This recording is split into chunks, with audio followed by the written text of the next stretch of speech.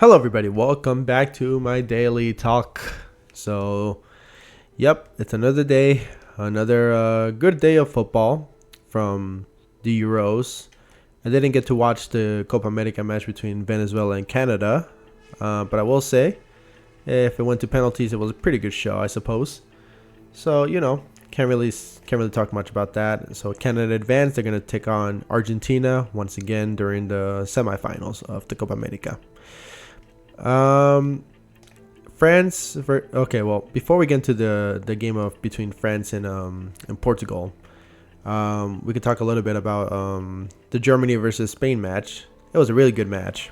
The Germany versus Spain match was pretty much what I expected. Two powerhouses going up against each other, both giving each other a lot of trouble.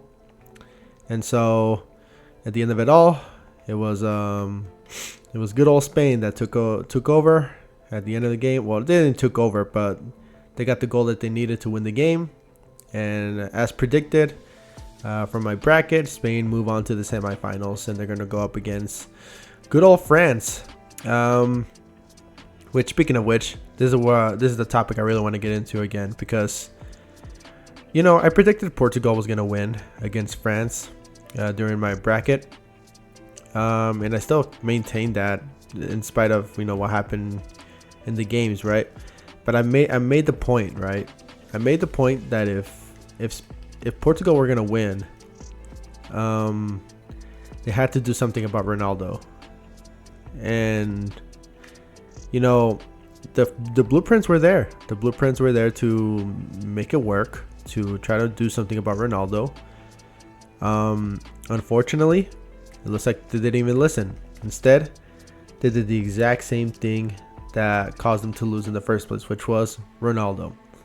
Let me get into it, right? So, for Portugal. We all know that Portugal and France right now, offensively, are not the best. Defensively, they managed very well to at least keep themselves clean sheets and stuff like that, right?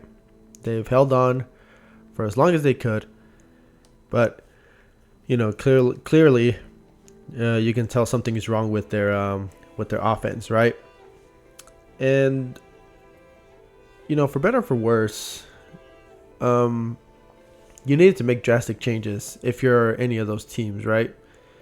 Mbappe is not the best he is right now, and for him, that's good reason, right? There's a good reason for it. His nose is still fractured. It could still be swollen. It could still be still have some inflammation and stuff like that.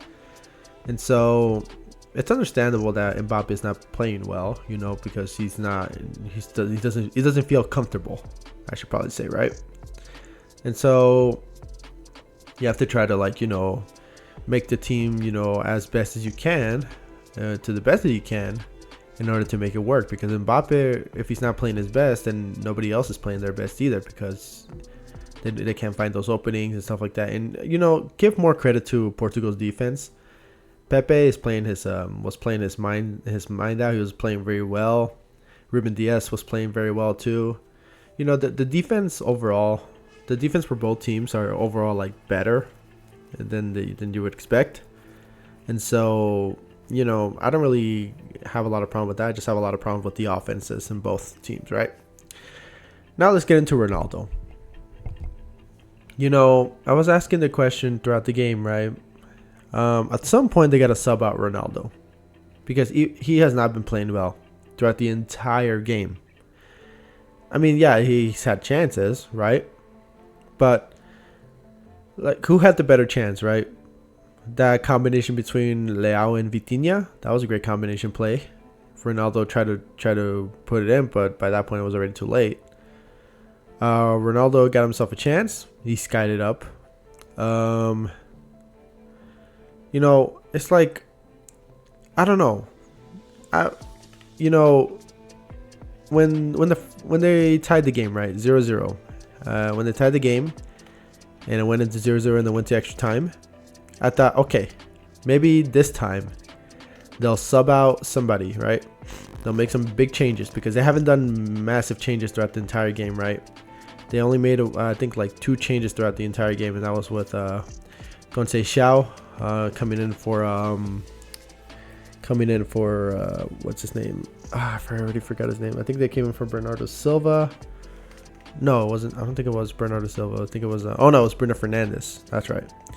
And I remember. And they subbed out Joao Cancelo for Nelson Semedo, which I was kind of confused by. It's not like I don't think Cancelo was not having a bad game, but I just don't think that merited subbing in Semedo from ahead of everybody.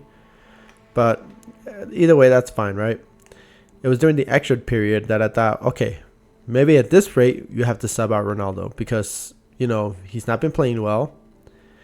And you need like fresh legs on the striker position because you need to score goals. That's the main objective, right? You don't want to go to penalties with the France squad. You can't rely on like Diogo Costa played well, right? But you know he can't have the same moment of magic like he did against Slovenia, right? You can't expect him to have the same performances. Like France, for the better part, despite their offense not playing well, they're still a really good defensive, like they're still really good. I should say penalty taking team, right? So definitely shouldn't underestimate him in that regard, right? But I think what's crazier is that by the time the extra time started, not only did they not sub out Ronaldo, they subbed out Rafael Leao for Joao Felix, and that's where I just completely like, okay, I just gave up on that team.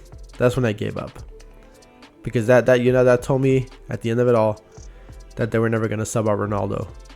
And listen, again, I don't hate Ronaldo or anything like that, right? That's not the reason why I'm like complaining so much about Ronaldo, right? But it's not like I'm the only one that thinks that, Ronaldo is not playing his best. I genuinely think there's a lot of people who do think that Ronaldo don't play their best, right? Even when my dad was watching the game, he's a massive Real Madrid fan. And so he enjoyed it a lot when when Ronaldo played with Real Madrid. Of course he was going to enjoy that, right? Even he was like, "No, they should sub out Ronaldo because he's not playing well. He doesn't look like he doesn't want to run. He rarely runs, and that's understandable. His age. He doesn't seem to make like the. It almost seems like people expect him to be as magical as he was back in the day.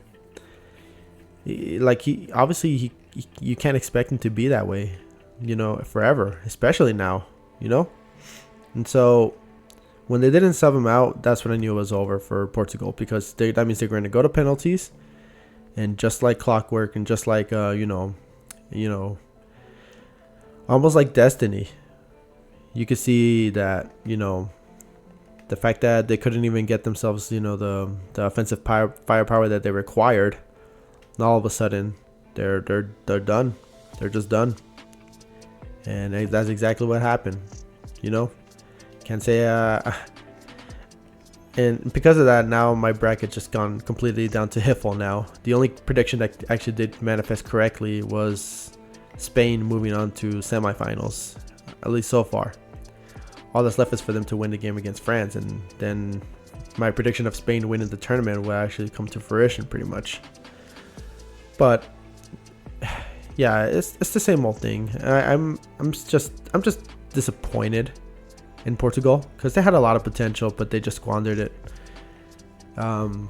Even if they were going to lose against Spain in the next game, I expected them to win because I've made the prediction. I made a prediction, right? And so here's the thing, right? I have in the aftermath of the game, right? I felt less sorry about Ronaldo and I felt more sorry about Pepe, right? Because at least Pepe played amazing, right? So for him to see him, him and Ronaldo crying, obviously it was like a touching moment for them, right? But I felt more bad for Pepe because, for what it's worth, I think it's obvious for him that it is the last game for him for the tournament, right? It was going to be his last Euros. It was going to be his last, international tournament, because obviously at 41, he literally became the oldest player to play in the quarterfinals of any Euros, right? So I felt more bad for him because this was legitimately his last match. Like, there's no question about it, right? For Ronaldo, though, the reason I don't feel as bad for Ronaldo than I do to Pepe It's because, to be honest, Ronaldo, it's not over for Ronaldo, I don't think. And that's kind of the sad part. I think because, leading up to the day after the match, they asked the coach if this was going to be Ronaldo's last tournament. And he avoided the question. He said, no, we shouldn't focus it. This is a team effort thing. It's not based on an individual or anything like that. This is a team. Yeah, whatever. Right? Oh, whoops. Yeah, it's not. It's a whole team thing and this and that. Like, yeah, whatever. Who cares what he says, right? I don't care what the coach says. Because I honestly believe that the coach does not have a say in what Ronaldo wants to do. Only Ronaldo has a say in what Ronaldo has to do. Right? So I want to hear from Ronaldo himself. Is this his last tournament? And so far we haven't heard anything from him since the loss. And people have been saying like, oh, he played his last tournament he played his last tournament. I honestly don't believe that. I honestly don't. I legitimately think that Ronaldo will play in the World Cup in 2026. And that's going to be his worst tournament by far, even worse than this one, right? Because y'all thought it was bad, right? When they benched him a lot during the 2022 World Cup in Qatar. Now we're starting to see kind of like the reasons why when he's playing, when he's starting those games, because you see the lack of firepower. Remember those days when they put in Gonzalo Ramos and they started scoring like crazy? When they started putting these players like, Diogo Jota, Gonzalo Ramos, all these players, and they started scoring. And then, you put Ronaldo in for those final minutes and then have him score a penalty or whatever, and then have him score maybe some goals that come his way, right? And like, okay, yeah, I mean, that's fine and all. At least he has his moments, but here in the Euros, he literally had no moment. Literally all the moments that he had were him missing the penalty and then making up for it. And then, he was crying about it, and then he made up for it in the penalty shootout. And then once again, he scored the penalty kick again during the penalty shootout against France, and that's about it. He has not scored a single goal throughout this tournament. Not a one. Right? So that's what I'm saying. Like, those are his highlights. But then, if we don't hear from Ronaldo, perhaps in the next couple of days, as to what he's going to do with his career, my guess is that he's not done. He's going to come back in the World Cup in the next 2 years. And I honestly hope he comes out and says that this is his last tournament. I really do. I want him to just be done. Because, look, it's like I mentioned before, and I've said this before with Ronaldo. Father Time is undefeatable. There's no way you can beat Father Time, right? So, you make the most of your moments. You make the most of what you got. And when you feel like it's about to be over, then you should just stop. Like, nobody's going to blame you for it, right? I'm not going to, listen. If Ronaldo retires from football, perhaps in this year or next year or whatever, or if he doesn't, maybe he wants to play the World Cup. Like, nobody's going to blame him if he retires. For me, that's never the issue, right? For me, the issue is, if he continues to be stubborn about this, right? Like, I get it. I know everybody wants to play for their national team. Everyone wants to do something for their national team, right? He's already won the Euros with Portugal. That's one thing already. So he's already at least accomplished, that, for the international team, right? As far as individual accolades, he's done pretty much anything you could ask a player to do. Win Champions League matches, win La Liga, win Serie A. And for what it's worth, he probably should be winning plenty of Saudi stuff, which is, whatever, right? Legacy is built differently. And, Ronaldo's legacy is, is stacked, right? But then there is a bit of recency bias with this stuff, right? Because by then people will recognize you for your accolades, but then they'll also remember how you probably messed up the development of the Portugal team because you were still there. The whole idea is that we're going into a new generation of Portugal players, right? We have Rafael Leao, we have Conceição, we have Vitinha. You have all these players that are blooming, and yet, we still want to keep Ronaldo because he's Ronaldo. Like, that's not a good reason to keep him. If you're the manager for the Portugal team, you really have to heavily consider not including Ronaldo in the World Cup in 2026, in spite of what Ronaldo says. Because I think it's high time that Ronaldo retires from international football at least international football. I'm not saying he should retire from football entirely if he wants to play maybe another year in Saudi, or maybe make a comeback in MLS, or maybe, I don't know, maybe he wants to come back to the Premier League. Who knows? Premier League, I don't know, maybe Serie A, maybe give Bundesliga a try. I don't know. Just, you can do whatever you want at club level, right? Like, nobody really cares. International, though, where the stakes are high and you really need to, you really want your team to win an international title, but all of a sudden they can't because, international tournaments are not common. Like, I'm sure he understands that, right? So by all means, you could try to win a club level like trophy every year. You don't get to do that with the Euros. You don't get to do that with the World Cup. Euros only happen every 4 years. The World Cup only happens every 4 years. The only one that you can technically do every year is the Nations League, but not a lot of people do care about that, to be honest. And so, I mean, they do care because, you qualify for the Euros for that. But in spite of that, right, like, it's better for you to retire where you are right now than you would if you retired in the World Cup. Because let's say if Ronaldo does start in the World Cup in 2026, and let's say they crash out. Let's say they crash out at the group stage, right? Who do you think they're gonna blame entirely for the whole thing? Because if let's say like they lose by, let's say they lose by against teams like 1-0, 1-0, 1-0, or they start drawing games, or they do this, right?